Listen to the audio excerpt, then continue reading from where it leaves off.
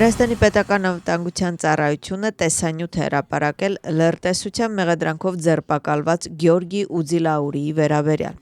Ինչպես նշված է ՊԱԾ-ի տեղեկատվության մեջ, թաքնված տեսագրության մեջ երևում է նրանց կողմից հրահանգավորում ստանալու, գումարի փոխանցման և համապատասխան ստորագրություն կատարելու փաստը։ Նշենք, որ օտարերկրյա պետության օգտին լրտեսության մեջ մեղադրվող Գյորգի Ուձիլաուրիի ձերբակալության մասին ՊԱԾ-ը հայտարարել էր մայիսի 5-ին։ Ուձիլաուրիի նկատմամբ որպես խափանման միջոց ընտրվել էր կալանավորումը։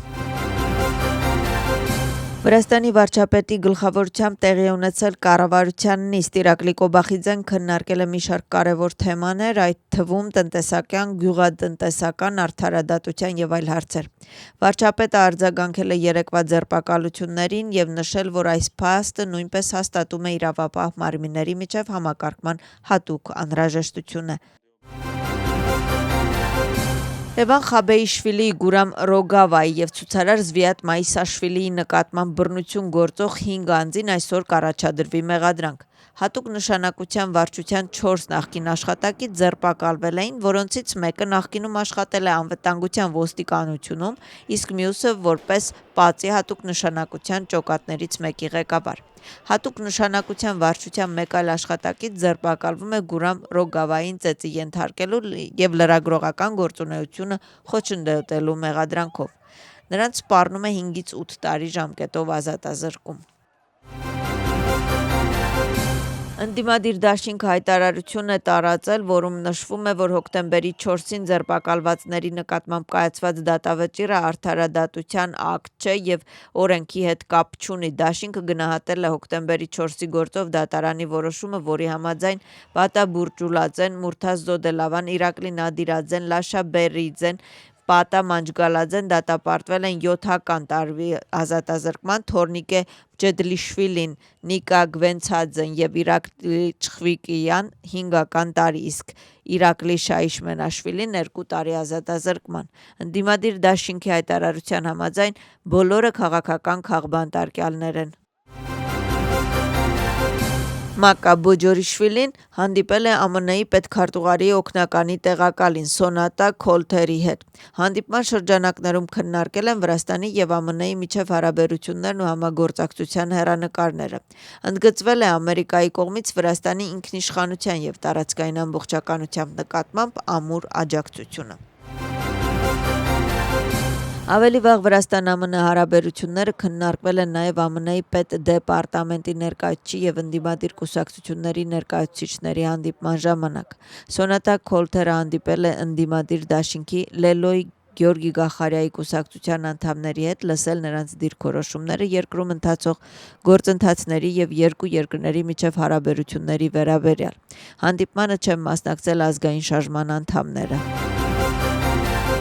Հարավային Կովկասում և Կենտրոնական Ասիայում ՆԱՏՕ-ի գլխավոր քարտուղարի հատուկ ներկայացուցիչը այցելում է Վրաստան։ Նորանշանակ դեսպան Քևին Համիլթոնը հանդիպումներ է անցկացնում Վրաստանի արտաքին գործերի և պաշտպանության նախարարների հետ։ Հանրային հեռարձակողը հնարավորություն ունեցավ ձայնագրել հարցազրույցը ՆԱՏՕ-ի հատուկ ներկայացուցչի հետ։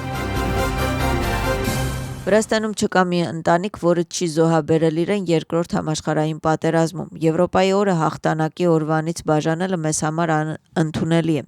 գրում է Շալվա Պապուաշվիլին Եվրամիության դեսպանին ուղղված նամակում։ Նույն հայտարարության մեջ Պապուաշվիլին նշում է, որ Ռոբերտ Շումանը, Եվրամիության հիմնադիր հայրերից մեկը և մեծ ֆրանսիացի պետական գործիչ, իր պատմական հայտարարությունը արել է հենց այս օրը, Երկրորդ համաշխարհային պատերազմի ավարտի 5-րդ տարեդարձին։ Շումանի հռչակագիրը հիմնված էր մեկ հիմնական նպատակի համար՝ ապահովել, որ պատերազմը երբեք այլևս չոչնչացնի Եվրոպան։ Հռչակագրի ոգին հստակ էր՝ խաղաղություն միասնության միջոցով, համագործակցություն փոխադարձ հարգանքի միջոցով և կայունություն համատեղ պատասխանատվության միջոցով։